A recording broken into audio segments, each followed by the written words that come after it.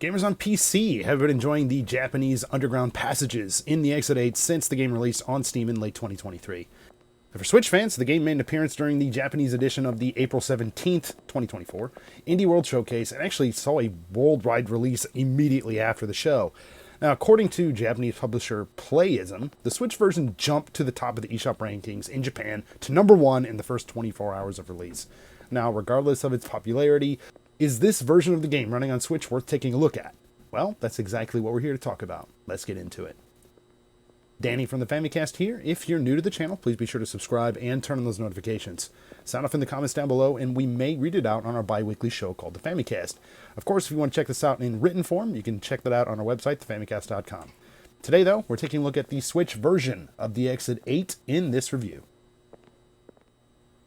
For those unfamiliar, the Exit 8 places players inside this endless underground walkway somewhere in Japan, probably Tokyo, whatever, it doesn't really matter, but it's in Japan. Now the premise here is pretty simple, you just gotta get out. Now to escape, you're going to have to look for anomalies in this walkway. Now if you see anything weird, basically you need to turn back and run the other way. Now if everything appears fine, you gotta just keep moving forward. Now, starting at Exit 0, you work your way up to Exit 8 by successfully identifying whether or not there are anomalies in the area. Now, these range from relatively simple things that you'll notice almost immediately down to things like little minute details that might be hard to track or even notice, especially on your first time you're playing. Now, sound also comes into play here for some of the anomalies, so having a keen ear here is beneficial as well. Now, at heart, I think the Exit 8 obviously this is a walking sim, but there are some light horror and like jump scare elements. I don't think they're like overly scary, and honestly they're a little bit more creepy than anything else.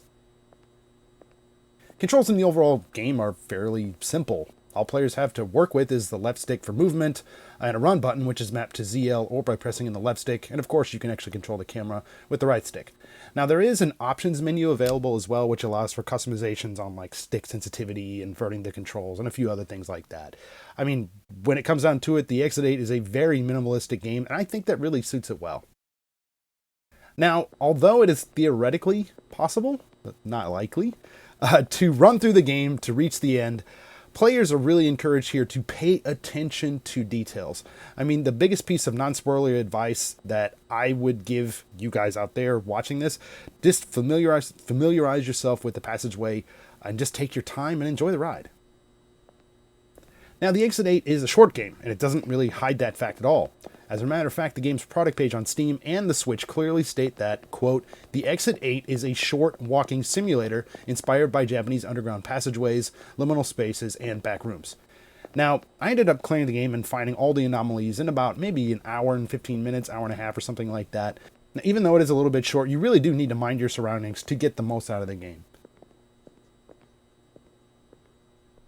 If you're coming from playing or checking out footage of the PC version of the Exit 8, you're going to notice some obvious conceits made here to get this game running on the Switch. Now, while I think things look fine overall, you will notice that the game can be a little bit choppy from time to time, especially if you're actually trying to play it in handheld mode. Also, too, the man that's, kind of walking around in the walkways and stuff like that, he's a little bit low poly, but, honestly, it wasn't enough to take me out of the experience.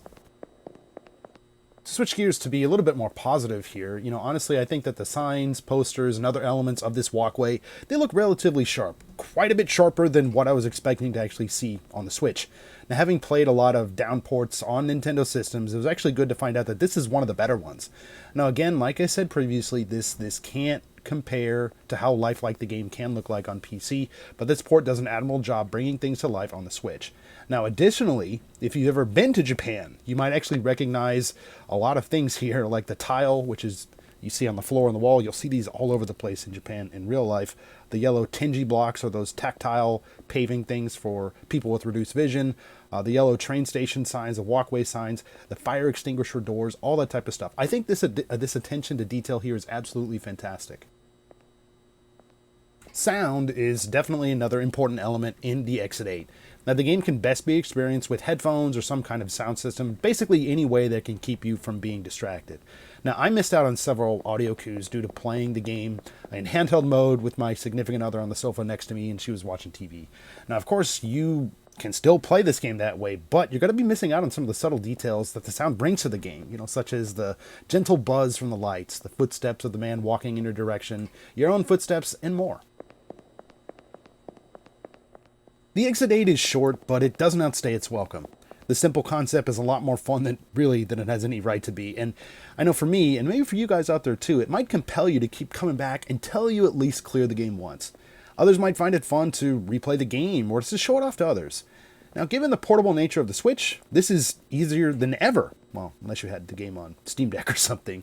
But yeah, again, I mentioned this earlier, but the Switch version is a little bit choppy, especially in handheld mode, so this is definitely something to keep in mind if visual fidelity is a concern of yours. Otherwise, I think the Exit 8 is just a fun, awesome, bite-sized experience that more people need to play. You should definitely try to pick this up. As always, thank you guys so much for checking out this video. If you like what you see, please feel free to drop this one a like. If you're new to the channel, please be sure to subscribe. We've got tons of podcasts, video reviews, looks at Japanese games like this, and a whole lot more. Again, this is Danny from the Famicast. Thanks for watching, and we'll catch you later.